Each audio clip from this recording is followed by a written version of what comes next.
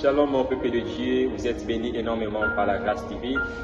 Vraiment, vous êtes les bienvenus chez vous à Cité des Témoins de Christ, une cité des femmes et des hommes qui reflètent la vie de Jésus-Christ par leur façon de parler, par leur façon de réagir, par leur façon de faire les choses.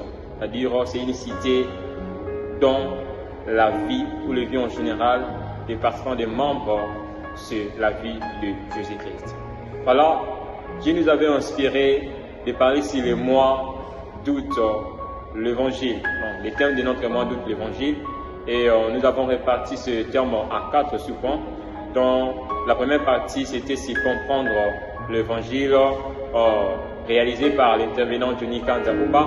Maintenant, dans notre deuxième dimanche, nous avons notre frère Aristide Adoré.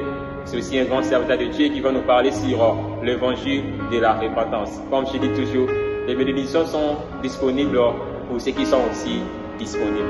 Je vous assure, avec les frères Aristide Adoré, nous serons tellement bénis. Les grâces sont disponibles. Voilà, vous êtes les bienvenus. Que Dieu bénisse. Frères et sœurs dans le Seigneur, shalom. C'est bel et bien votre frère Aristide Adoré. Je dis merci au Saint-Esprit pour le temps et le privilège qu'il m'accorde.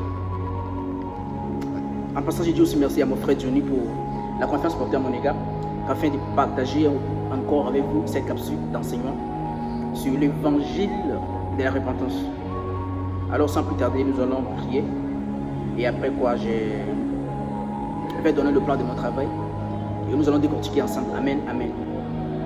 Seigneur, je te dis infiniment merci pour cet instant que tu nous accordes. Une heure dans ta présence vaut mieux que mille ailleurs. Tu dis encore une fois de plus, lorsqu'une ou deux personnes se réunissent en ton nom, tu es présent. Maintenant que je serai en train de parler, je prie que Seigneur, ça soit un enseignement qui va édifier, qui va corriger et instruire la vie de quelqu'un, qu'enfin une vraie repentance soit le partage de quelqu'un au nom de Jésus. Amen. Très rapidement, je présente le plan de mon travail, de mon enseignement du moins. Je répartis l'enseignement en 4 grands points. En premier point, je vais donner la définition de la repentance et suivi d'une petite historique, si vous voulez très bien. Et en 2, je vais aussi donner les 3 choses à savoir sur la repentance. En 3, je vais aussi parler sur les 3 niveaux de la repentance. Et pour finir, je vais dire pourquoi Jésus-Christ a parlé de la repentance. Ok?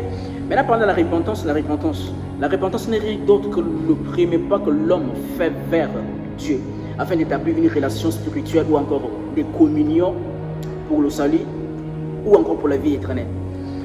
C'est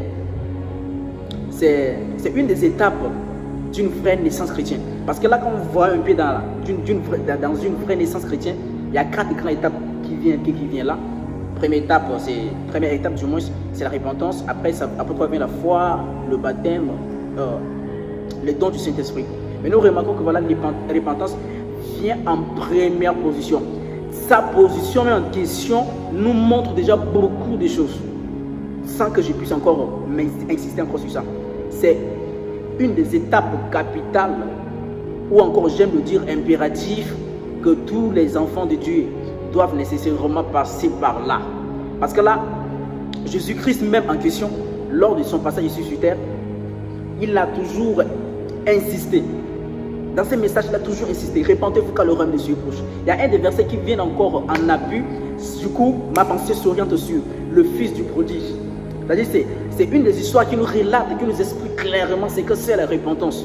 Nous trouvons cela davantage dans le livre de Luc 15. L'histoire des fils du prodige. Alors, la repentance, je voulais encore insister sur les définitions. Si nous venons encore dans le sens des Grecs, qu'est-ce que les Grecs expliquent ce que c'est repentir? Repentir, chez les Grecs, n'est rien d'autre que changer d'avis sur une histoire passée. Maintenant, les Hébreux pensaient, écoutez un peu la pensée des Hébreux concernant repentir. Repentir en hébreu veut dire retourner face à Dieu. Retourner face à Dieu, contrairement aux Grecs qui disent changer d'avis face à une situation. Ça part tous dans un sens propre pour pouvoir nous renforcer encore sur la compréhension de repentance. Amen. Nous allons continuer davantage sur la repentance Du coup, je viens sur les 3 choses à savoir sur la repentance, car le temps me tient vraiment à la gorge. Je vais toujours m'atteler sur ce point, sur les deux et avant-dernier point. Je vais vraiment m'atteler là, parce que c'est vraiment capital pour nous. Les 3 choses à savoir sur la repentance. La repentance est la première étape pour entrer dans le royaume de Dieu. Si tu veux hériter le royaume de Dieu, tu dois nécessairement passer par la repentance. C'est un des éléments capitaux pour tous les enfants de Dieu. Je répète encore, c'est un des éléments capitaux pour tous les enfants de Dieu. Si tu veux hériter le royaume de Dieu, tu dois nécessairement passer par là. Elle commence par une tristesse qu'on ressent pour avoir offensé Dieu.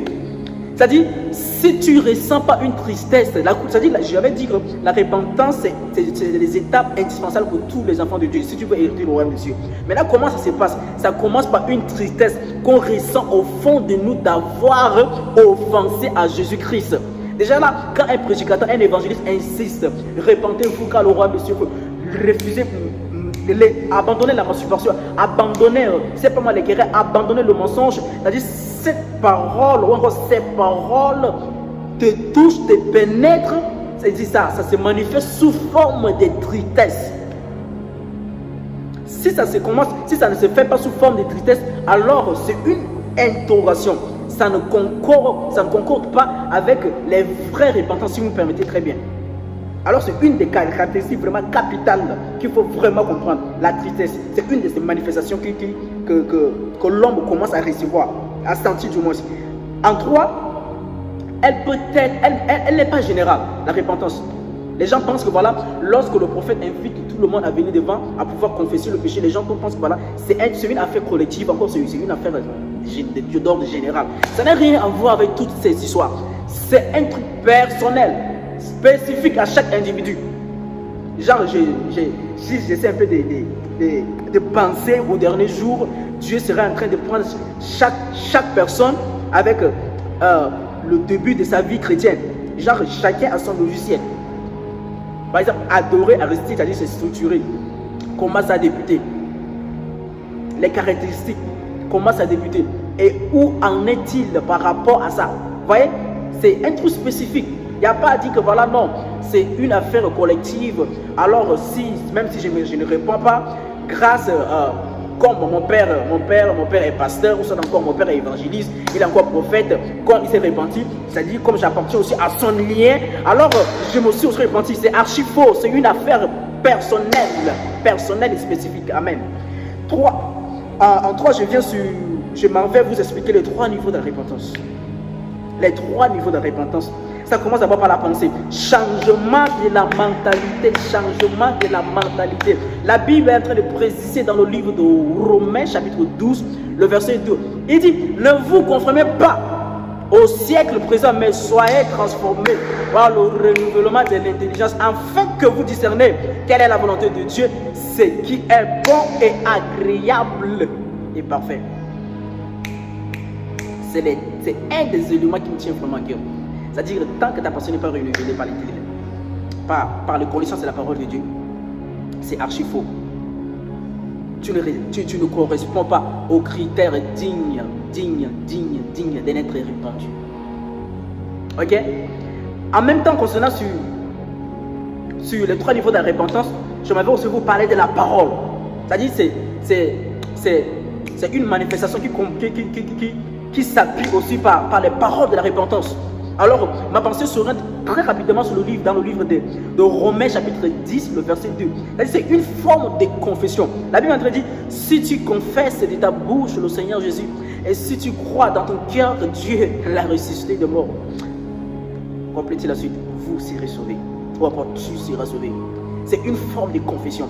C'est-à-dire, c'est le niveau auquel tous les enfants de Dieu ont déjà passé, ou encore doivent nécessairement passer par là, pour comprendre ou encore pour être attesté et dire réellement que celui-ci, il a respecté les normes d'une vraie repentance.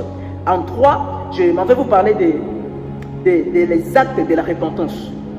Les actes de la repentance. Beaucoup de chrétiens se répandent, mais ils n'ont pas vraiment, c'est-à-dire, c'est que prouve réellement que voilà, qu'ils sont répandus. On n'en voit pas. Parce que là, pour détecter, pour dire que celui-ci à abandonner ses péchés, c'est par ses fruits ou c'est par ses actes. On a tendance à confesser que voilà, je suis un enfant de Dieu, je suis né de nouveau, baptisé, affermi, tout consort. Mais nous ne voyons pas ces actes. Les actes de la vraie repentance, nous ne voyons pas. Écoutons ce que la Bible est en train de dire dans le livre de Luc 3, 8. La Bible dit: produisez donc des fruits dignes de la repentance et ne vous mettez pas à dire en vous-même: nous avons Abraham pour père, car je vous déclare que de ces pierres, Dieu peut susciter des enfants à Abraham. Mes frères et sœurs, en cette soirée, je suis en train de vous interpeller à produire réellement les fruits d'une vraie repentance. Il ne s'agit pas seulement de question de pouvoir confesser. Non, ouais, ça fait partie, c'est un des niveaux. Mais c'est vraiment encore très bon et encore agréable pour nous de produire ces actes ou encore ces fruits de repentance. Pour finir, je suis en train de vous expliquer pourquoi Jésus-Christ a toujours insisté sur la repentance dans ses messages lorsqu'il était sur la terre. Il a toujours insisté: répentez-vous car le royaume de Dieu est proche. Répentez-vous. Il a toujours insisté. Il partait de ville en ville, de village en village, prêcher sur la repentance. Pourquoi? Parce que la repentance est le moyen qui nous permet, qui nous est donné de nous libérer de nos péchés et de recevoir le pardon. La repentance nous permet de libérer de nos péchés et nous permet d'accéder au pardon de Dieu. Repentir nous permet de reprendre notre développement spirituel, car les péchés ralentissent progressivement notre relation spirituelle et peuvent même les arrêter. J'insiste là. Les péchés ont tellement de conséquences à un point que si tu ne te contrôles pas, il est capable de bloquer ta relation avec Dieu, de bloquer ton développement spirituel ou même encore influencer sur ta vie environnementale du moins. Alors c'est plus qu'un message. Je suis en train de dire à quelqu'un, c'est plus qu'un message. Que le Seigneur nous aide davantage à comprendre ce que c'est la vraie repentance, j'aime le dire, l'évangile de la repentance. Que Dieu nous aide davantage à pouvoir nous aider à comprendre ce que c'est encore l'évangile de la repentance. Ce n'est qu'une petite capsule de la compréhension que le Saint-Esprit a déposée dans mon esprit. Mais lui qui sait encore davantage transformer les cœurs, toucher les cœurs, fera encore davantage pour vous. Que le Seigneur vous bénisse et portez-vous bien. Et si Dieu le permet encore, prochainement, nous allons encore continuer sur la même lancée. En ce qui concerne notre mission